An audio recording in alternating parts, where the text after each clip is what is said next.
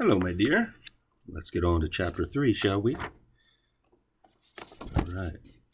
Chapter 3, The Caucus-Race and a Long Tail. They were indeed a queer-looking bunch that assembled on the bank, the birds with draggled feathers, the animals with their fur clinging close to them, and all dripping wet, cross, and uncomfortable. The first question, of course, was how to get dry again. They had a consultation about this, and after a few minutes it seemed quite natural to Alice to find herself talking familiarly with them, as if she had known them all her life. Indeed, she had quite a long argument with the Lorry, who at last turned sulky, and would only say, "I am older than you, and must know better." And this Alid would not allow without knowing how old it was, and as the Lorry positively refused to tell its age, there was no more to be said. At last, the mouse, who seemed to be a person of authority among them, called out, "Sit down, all of you, and listen to me. I'll soon make you dry enough." They all sat down at once in a large ring with a mouse in the middle. Alice kept her eyes anxiously fixed on it, for she felt sure she would catch a bold cold if she did not get dry very soon. "Ahem," said the mouse with an important air. "Are you all ready?" "This is the driest thing I know." "Silence all around, if you please.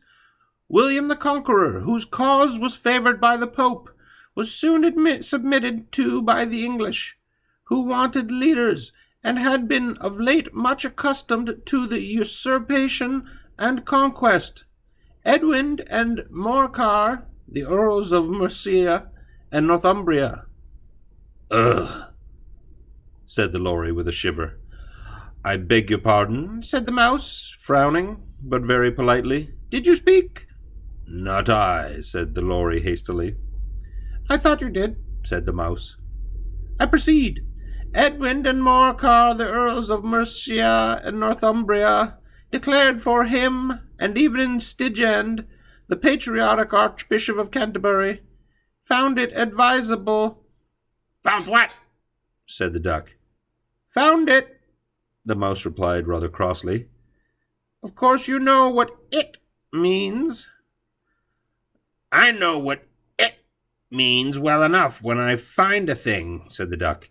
"It's generally a frog or a worm. The question is, what did the Archbishop find?"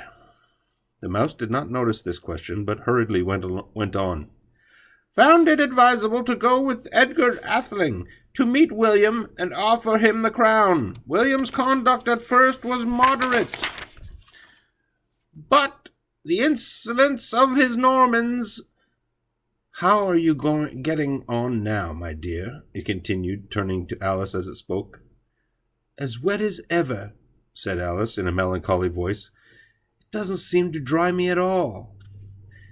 "In that case," said the dodo solemnly, rising to its feet, "I move that the meeting adjourn for the immediate adoption of more energetic remedies."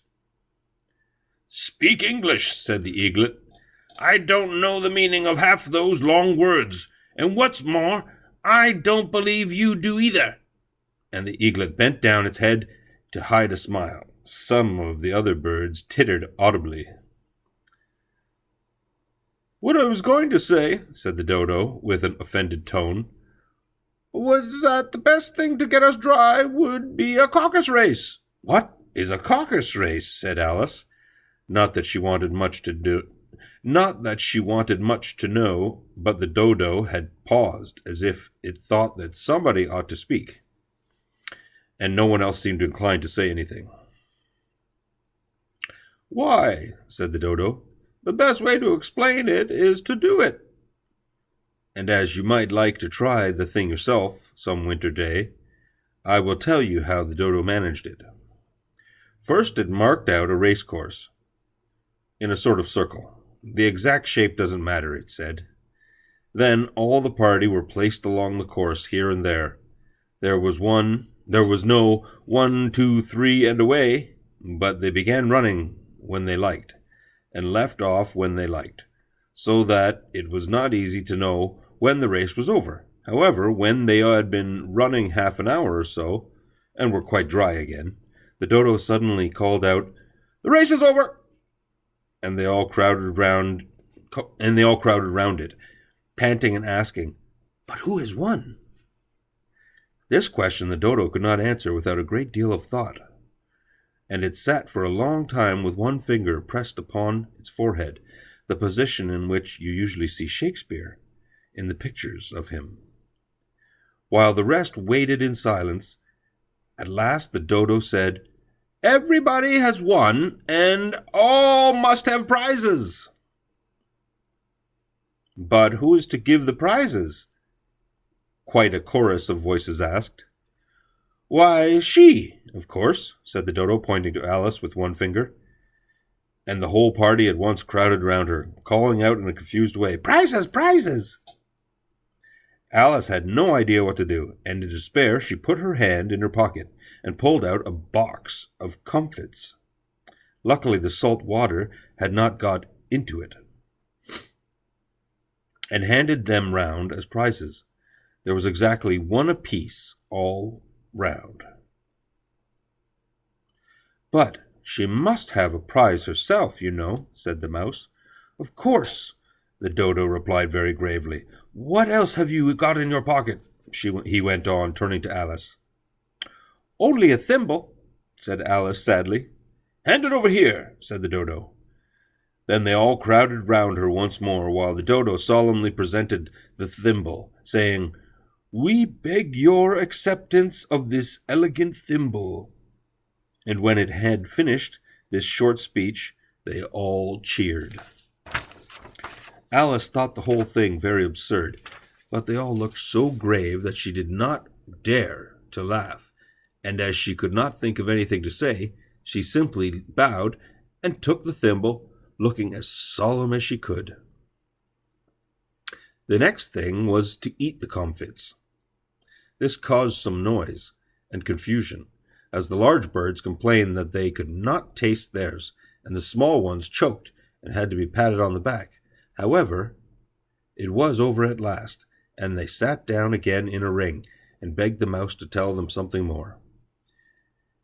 "You promised to tell me something about your history, you know," said Alice, "and why it is you hate C and D," she added in a whisper, half afraid that it would be offended again. "Mine is a long and sad tale," said the mouse, turning to Alice and sighing. "Ah, it is a long tale, certainly," said Alice, looking down with wonder at the mouse's tail. "But why do you call it sad?" And she kept on puzzling about it while the mouse was speaking, so that her idea of the tale was something like this. And this is how they wrote it in the book.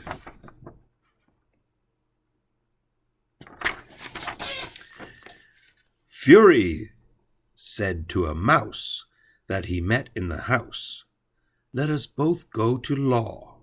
I will prosecute you. Come, I'll take no denial. We must have a trial, for really this morning I have nothing to do." Said the mouse to the cur, "Such a trial, dear sir, with no jury or judge, would be wasting our breath. I'll be judge, I'll be jury," said cunning old Fury. "I'll try the whole cause and condemn you to death." "You are not attending," said the mouse to Alice severely. "What are you thinking of?" "I beg your pardon," said Alice very humbly. "You had got to Fifth Bend, I think." "I had not," cried the mouse sharply and very angrily. "A knot," said Alice, always ready to make herself useful, and looking anxiously about her. "Oh, do let me help to undo it." "I shall do nothing of the sort," said the mouse, getting up and walking away. "You insult me by talking such nonsense." "I didn't mean it," pleaded poor Alice. "But you're so easily offended, you know." The mouse only growled in reply. Please come back and finish your story, Alice called after it, and the others all joined in chorus. Yes, please do! But the mouse only shook its head impatiently and walked a little quicker. What a pity it wouldn't stay, sighed the lory, as soon as it was quite out of sight, and an old crab took the opportunity of saying to her daughter, Ah, my dear, let this be a lesson to you, never to lose your temper. Hold your tongue, ma, said the young crab a little snappishly. You're enough to try the patience of an oyster. Oh, I wish I had Dinah here. I know I do, said Alice aloud, addressing nobody in particular. She'd soon fetch it back. And who is Dinah, if I might venture to ask the question? Said the lory. Alice replied eagerly, for she was always ready to talk about her pet. Dinah's our cat, and she's such a capital one for catching mice, and you can't think. And oh, I wish you could see her after the birds. Why, she'll eat a little bird as soon as you look at it. This speech caused a remarkable sensation among the party. Some of the birds hurried off at once. One old magpie began wrapping itself up very carefully, remarking, I really must be getting home. The night air doesn't suit my throat. And a canary called out in a trembling voice to its children, Come away, my dears. It's high time you were all in bed. On various pretexts they all moved off, and Alice was soon left alone. I wish I hadn't mentioned Dinah, she said to herself in a melancholy tone. Nobody seems to like her down here, and I'm sure she's the best cat in the world. Oh, my dear Dinah, I wonder if I shall ever see you any more. And here poor Alice began to cry again, for she felt very lonely and low-spirited.